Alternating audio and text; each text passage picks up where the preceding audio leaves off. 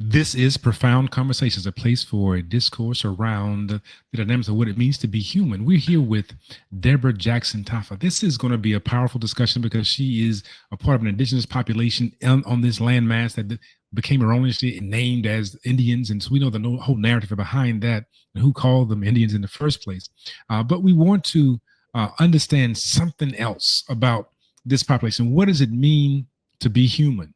And I think that when we talk about humanity of a population, we have to deal with two things. One is their worldview and how they organize things. And secondly, the traducer, the oppressor, the one that came in to strip that away from them and then rename them into something else that would serve the oppressor as opposed to them serving themselves. And so we want to just begin this discussion with Deborah Jackson Tafa. Thank you. Thank you for coming and being a part of this Profoundest Conversations segment. Thank you so much for having me, Dr. Mwada. You are an author of a book, Whiskey Tenders, and an Oprah Best New Book recipient award. And so somehow when you get that particular notoriety, it just moves you to a whole other level. I just wanted to, I'm intrigued by the book, the title, but I'm also intrigued by your story, right? Your narrative. Tell us about who you are and why this book was so important for you to write. So my name is Deborah. As you said, I was born for the Big Badger Little Corn clan at Laguna Pueblo and the Keepers of the Water clan at the Quetzal Yuma Nation. My mother is Chicana. My father is full-blood Native American. I grew up on the reservation, both the Yuma Reservation and the Navajo Reservation.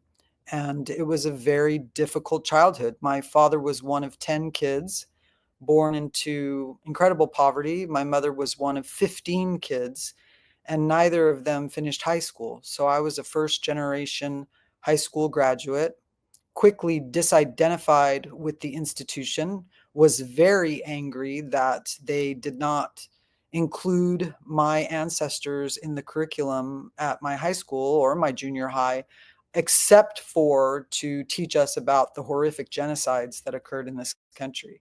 And that does not create a sense of pride in any child for their population when all you hear are the stories of atrocity. They did not teach us about the wonderful accomplishments of Native American people prior to colonization, the architectural feats that are Chaco Canyon, or the botanical discovery of corn by wetting a flower with a grass. They didn't celebrate us at all. And so the book was a long time coming. I often say that one of the reasons I wrote it was to correct the mainstream story. There's the mainstream story, there are the manufactured truths of the empire, and then there is what I see in my family, which is an incredible amount of grace, faith, and just an unwillingness to give up. So my father was sent to prison at the age of 17. He was a minor. There's a law on reservations called the Major Crimes Act, which results in young Indigenous people being sentenced in a much harsher way for the crimes that they commit. When he was out at 21, he met my mother and she kind of set him on the straight path, and he never looked back. At every juncture of our lives, we have been kind of meddled with by the US government. So I guess the last thing I would say about the trajectory of my life was that there was a big government program called the Indian Relocation Act, or Public Law 959. And the federal government trained Indigenous people to take all the dirtiest jobs, the welding jobs, the jobs in coal mines, and they were trying to empty the reservations so that they could take the land back in the termination era of policy. And via that program, my father was trained as a welder, and we moved to Navajo country when I was a little girl. So I was taken off my reservation and I became a minority Indian in a Navajo majority. And that only added to the confusion of my childhood. So I just think people are ignorant about who Indigenous people are in this country. And so following in the footsteps of the great Maya Angelou, who inspired me so much as a child, I went against all the rules of sort of Indigenous people in terms of self-telling and opted to write a memoir.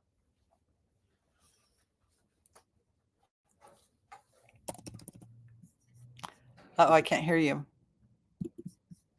I had it on mute.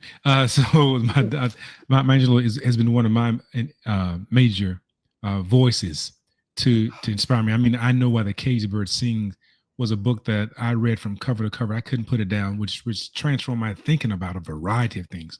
Mhm. But I like the the uh, the wording that you used about the corrective discourse or corrective narrative. I think Mhm. oftentimes we use this word counter narrative, and I say that if you have counter narrative, then what you have is the false narrative governing the conversation. But when you say corrective, it is Mhm. somehow realigning it in a way that says Mhm. that this is what you said, but here is the correction. So I'm not countering what you said. I'm simply just giving you the correct discourse to have about me Mhm. and my people, right?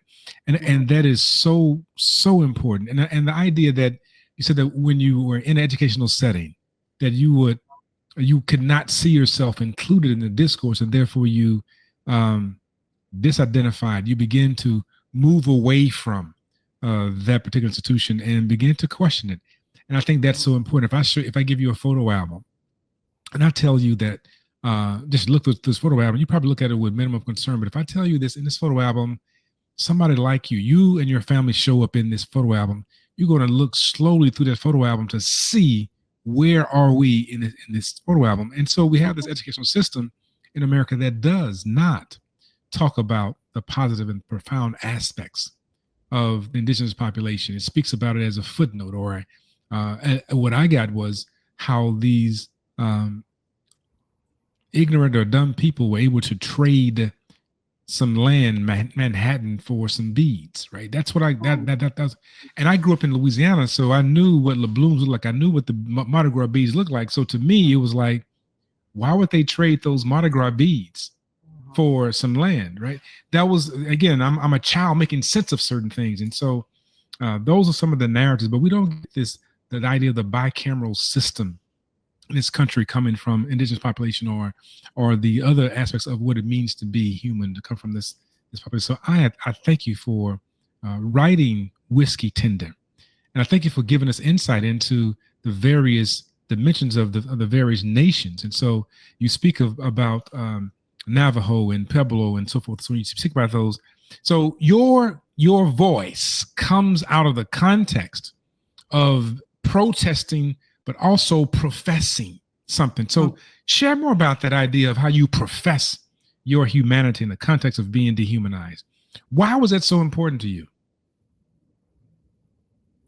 I think that literature creates empathy. I know that because as a child, it saved my life. Reading Maya Angelou's I Know Why the Caged Bird Sing,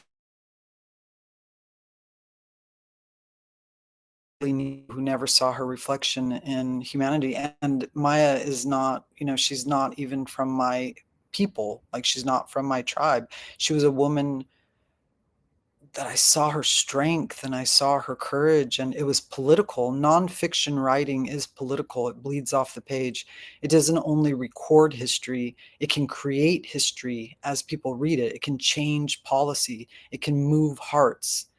And so as I wrote the book, I thought a lot about what an ethical telling would be.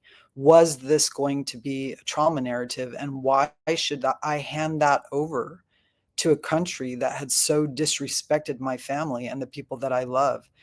And I grappled with it for over a decade. It took me to write this book, 15 years. It was a very long time.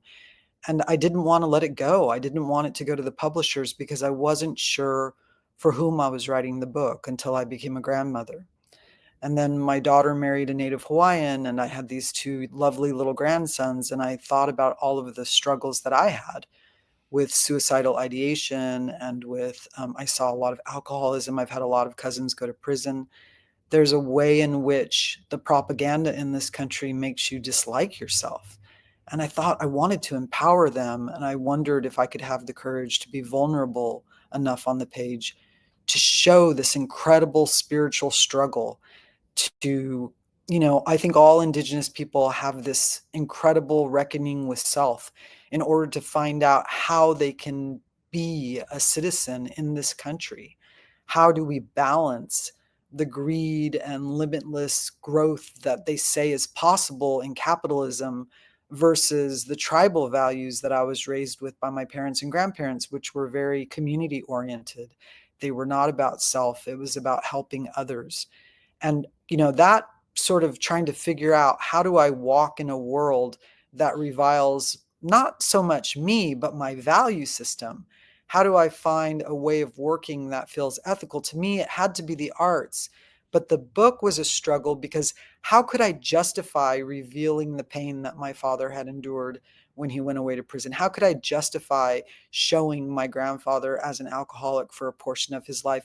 And in the end, I realized that it could only be in context of hidden histories and governmental policies. In other words, a good memoir tells you what happens, but a great memoir tells you what happens, and it reveals the societal pressure on people that puts them in a position where they must make Hobson's choice. There is no good choice. They're sacrificing aspects of their value system in order to enable their children and their grandchildren to have better lives. That's what this country does to us. It makes us believe that we don't have any resources. It makes us compromise in ways that we don't want to compromise in order to not starve, in order to survive.